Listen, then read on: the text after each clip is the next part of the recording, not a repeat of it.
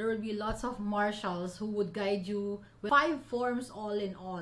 Important that you're physically and mentally ready for this. This is not easy to wear at all. Social distancing.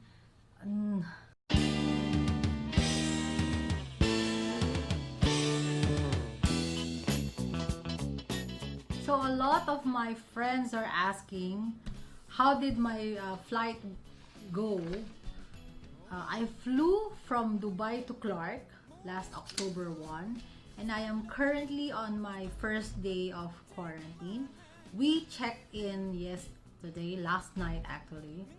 In case you intend to fly back to Philippines via Clark, this might help you. Again, these are my experiences.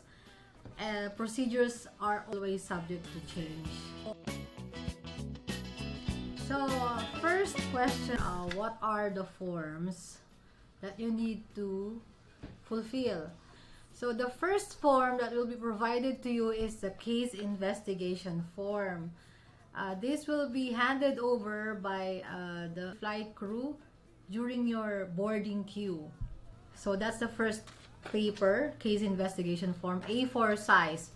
The next 2 papers will be the non-COVID related ones, which are the Bureau of Customs form and the immigration form. So these 2, lagi na natin itong fini-fill up. The 2 small papers, siguro mga around this size.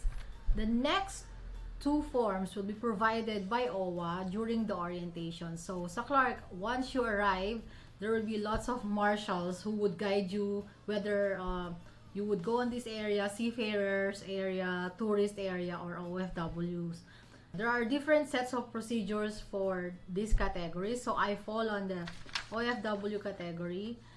They will provide the health forms, health card, which is like the yellow card, and the oath of undertaking. So 5 forms all in all. The last 2 forms, i.e. the yellow card and the oath of undertaking, they will insist that you write your address and contact number, a contactable phone number on which you would be staying right after your mandatory quarantine.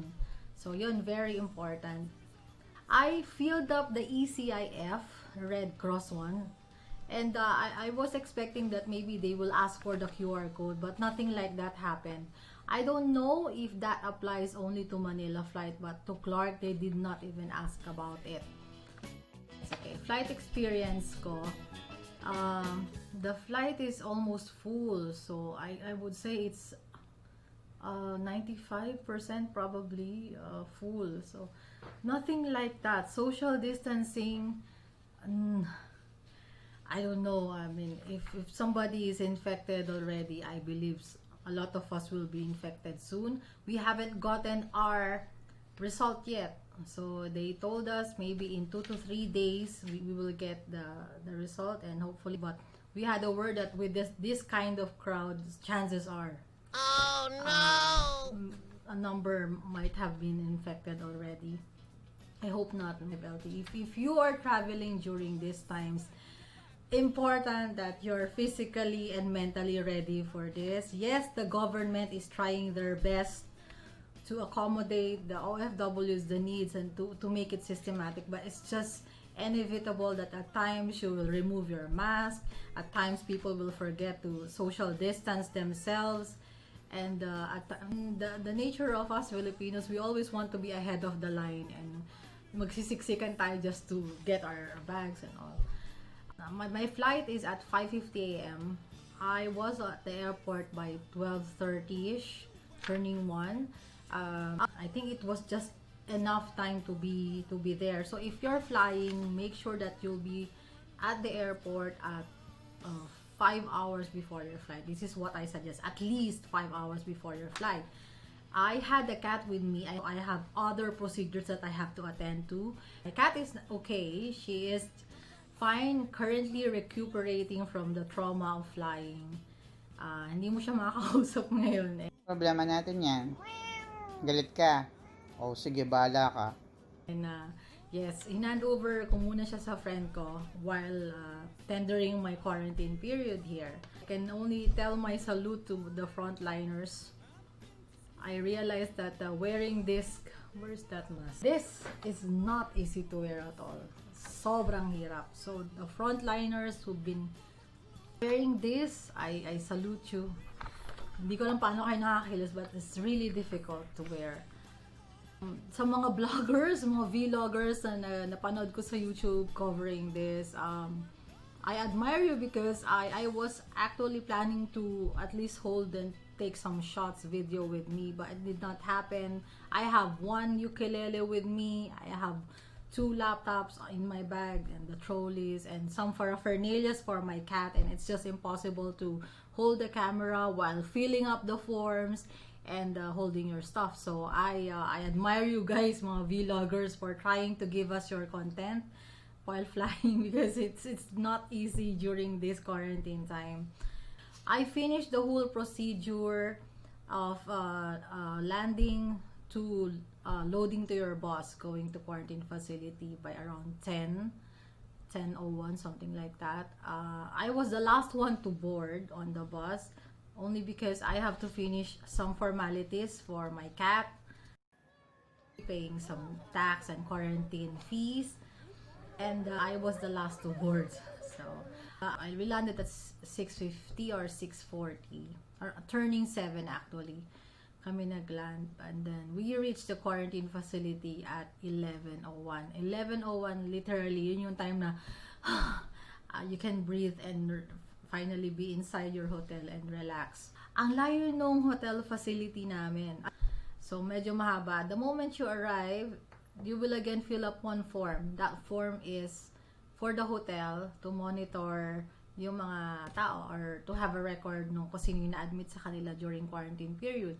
And it is very important that you remember your seat number, because almost all of the quarantine-related questions from the CIFs, the health declaration, oath of undertaking, they will ask for your actual seat number. And I believe this is for contract tracing purposes. So even this hotel, they had a form on which we have to indicate the seat number of our that we had, our seat number sa plane. The hotel check-in, they will brief you that there's nobody can step outside the door once you're locked in. You can maybe open the door to put your trashes out, and they will knock at you. Food is ready. Pagdating namin, meron na kagad kaming pagkain. So it was just very, very good. And I know the government is trying their best.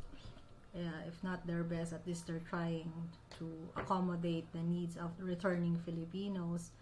The hotel I am in is not the typical, Holiday Inn hotel type. By the way, if you're arriving and you are not eating pork, you have to tell them right away that maybe Muslim diet. I know a couple of Filipinos who are not really converts to Islam, but they don't eat pork. So tell them right away that I don't eat pork, kasi most likely most of your food will be pork. So the swab test is quite painful. I wasn't expecting na ganun yung sa mouth. I thought it's sa tongue nila i-scrape, but the end of it, they scrape my throat. So, parang may tonsillitis ako. So, nin-scrape nila yung tonsils. Even some of us told me na para sila nagka-sore throat just because of the swab test. The nose is quite deep. Like, they will try to scrape up to here. I think it's really, they will try it deep. So, mahaba talaga. So, patience. And if you're flying with kids, make sure you orient your kids na ganun yung mangyayari. Flying with elderly, oh my gosh, a lot of them like flying with some elderly. I just wish na ngayon we are on our first day of quarantine, nakapag-rest yung mga tao. But Hi, good evening. Actually, second night of quarantine. I already got a call. That's the phone from OWA representatives telling that the result is negative. Yay! Thank you, Lord. And tomorrow, in case the BOQ certificate, the certificate is already stamped it has to undergo some stamping. Then we can leave tomorrow morning or afternoon. It depends on when the certificates will be ready. So it is quite fast, and I'm glad that as you hear from the news, only 2 days. So it happens on the second night of our stay. I would brief you with the food and how it went over here. At 6:34, they will call you. They will call you. You will receive a call at 6:34 a.m. telling that the food is ready. You will get a call specifically for that. And then by 12 noon, 12 like it never fails, 12 noon or maybe even earlier, you will hear a knock on your door. That's a signal that the lunch is ready to be picked up from the chair outside. The dinner is, it won't, not beyond 6 p.m. You will already get your dinner. So that's how quick they are. That's how efficient. Some cup noodles. Like I personally won't prefer to eat this until unless I don't have a choice. But yeah, we got this and couple of sky flakes. So something to munch while you're waiting for the result. I did not eat any of them, so I will just bring them home. And water, as they provided this big, if in case you need to order more, you need to pay 100. So yeah, let's see tomorrow at what time we will get a certificate. So hopefully by morning time, so by afternoon we can leave the quarantine facility already. Okay, thank you.